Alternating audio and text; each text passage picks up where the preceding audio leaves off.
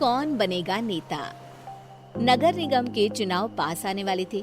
पूरे कानपुर शहर में टिकट को लेकर मारामारी शुरू थी, लेकिन सबसे ज्यादा चर्चा में वार्ड नंबर 40 की सीट थी। वो इसलिए क्योंकि इस बार वहां की सीट महिला के लिए आरक्षित थी। अब सवाल ये था कि चुनाव लड़ेगा कौन। इससे पहले ठाकुर साहब वहां से पार्षद थे और इस बार उन्होंने अपनी पत्नी सीमा ठाकुर को टिकट दिलवाई और ठाकुर साहब की शान के कारण सीमा जी ने 20,000 वोटों से चुनाव जीत लिया। अरे बधाई हो सीमा भाभी, अब तो आप वार्ड की पार्षद बन गई हैं। अब तो हमारे काम आप ही करवाएंगी। अरे ये तो सिर्फ नाम की पार्षद बनी है, वो तो महिला सीट आ गई, वरना पार्षद तो मुझे ही बनना था। अब भले ही चेहरा इसका होगा, लेकिन पावर तो मेरी ही होगी। अरे वाह भाई साहब, क्या दिमाग लगाया है आपने भी। आइए आप लोग, खाना लगा दिया है सबके लिए। सीमा जी पार्षद बन चुकी थी, फिर भी उनकी एक ना चलती। सारे काम ठाकुर साहब खुद ही संभाल लेते और जहाँ जरूरत पड़ती वहाँ सीमा जी का अंगूठा लगवा लेते। सीमा जी ज्यादा पढ़ी लिखी भी नहीं थी। एक दिन ठाकुर साहब और सीमा एक प्रोग्राम में जाते हैं।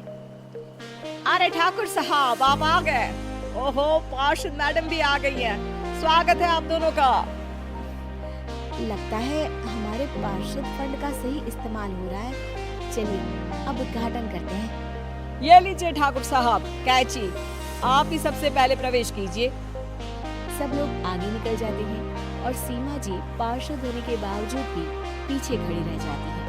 वो देखती हैं कि वेलकम बोर्ड पर उनका नाम है, लेकिन महिला होने के कारण कोई उनका सम्मान नहीं कर रहा। अगले दिन एक आदमी उनके घर आता है। अरे ठाकुर साहब नमस्कार। कल ना हम नोटिस किए कि हमारा घर तो अवैध है और नगर निगम वाले उसे तोड़ने आ रहे हैं। अरे कुछ कीजिए ना ठाकुर साहब। देखो भाई, मैं तो ज्यादा कुछ कर नहीं सकता, पर अगर तुम सबकी जेब गर्म कर दो तो कुछ हो सकता है। कुल मिलाकर 4 लाख लगेंगे। अरे 4 लाख ठाकुर साहब? अरे भाई, मैं अपने लिए नहीं मांग रहा हूँ। दरोगा है, इंजीनियर बाबू है, बड़े साहब है, सबको देना पड़ता है ना थोड़ा थोड़ा। बोलो है मंजूर? तभी वहाँ अचानक सीमा जी आ जाती हैं। अरे ये आप क्या कर रहे हैं? पहले इन्हीं लोगों से तो आपने वोट मांगे, अब इनसे ही पैसे ले रहे हो। अरे चुप रहो तुम, तुम्हारा काम है सिर्फ अंगूठा लगाना, तुम वही किया करो। मुझे दूसरे काम तुम मत सिखाओ, समझी? और तुम ना जाओ, अब पैसे लेकर आओ, वरना जेसीबी किसी भी वक्त आती होगी। सब कुछ ऐसे ही चलते रहता है। एक दिन सीमा जी और ठाकुर साहब को एक लोकल मीटिंग में बुलाया जाता है। वहाँ पर कई और अधिकारी लोग भी मौजूद रहते हैं। अब मैं चाहूंगा कि ठाकुर साहब हमारे बीच 2 शब्द कहें। मेरे प्यारे भाइयों और बहनों, आज मेरा सौभाग्य है कि मैं आप सबकी सेवा दिन रात कर पा रहा हूँ। आपने मेरी पत्नी को भारी मतों से जिताया है, इसलिए मैं आप सभी का शुक्रगुजार हूँ। मैं आप सबसे वादा करता हूँ कि हमेशा की तरह हमारे वार्ड में किसी को कोई तकलीफ नहीं आने दूंगा। सभी लोग तालियां बजाने लगते हैं। अब मैं माननीय पार्षद मैडम को स्टेज पे बुलाना चाहूंगा। अपने नाम को बुलाया सुनकर सीमा जी एकदम चौंक जाती है। उन्हें बिल्कुल उम्मीद नहीं थी कि इतनी बड़ी जगह उन्हें मंच पर बुलाया जाएगा। जैसे तैसे वो मंच पर चलती है।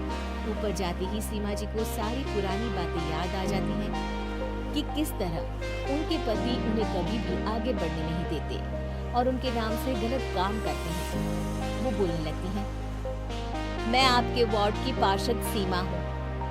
आप में से बहुत कम लोग ही मुझे जानते होंगे, क्योंकि इससे पहले मुझे कभी ऐसा मौका ही नहीं मिला। सारे मौके मेरे पार्षद पति यानी आपके ठाकुर साहब ही लेते रहे, लेकिन आज ये मौका मुझे मिला है तो मैं इसे ऐसे ही नहीं जाने दूंगी। मैं आपको ये बताना चाहती हूँ कि आपके ठाकुर साहब मेरे नाम की आड़ में गैर कानूनी काम करते हैं, जिस पर अंगूठों के निशान मेरे होते थे। इसीलिए मैं अपनी गलती मानती हूँ और आज अपने पद से इस्तीफा देती हूँ, ताकि आगे से कोई गलत काम ना हो पाए।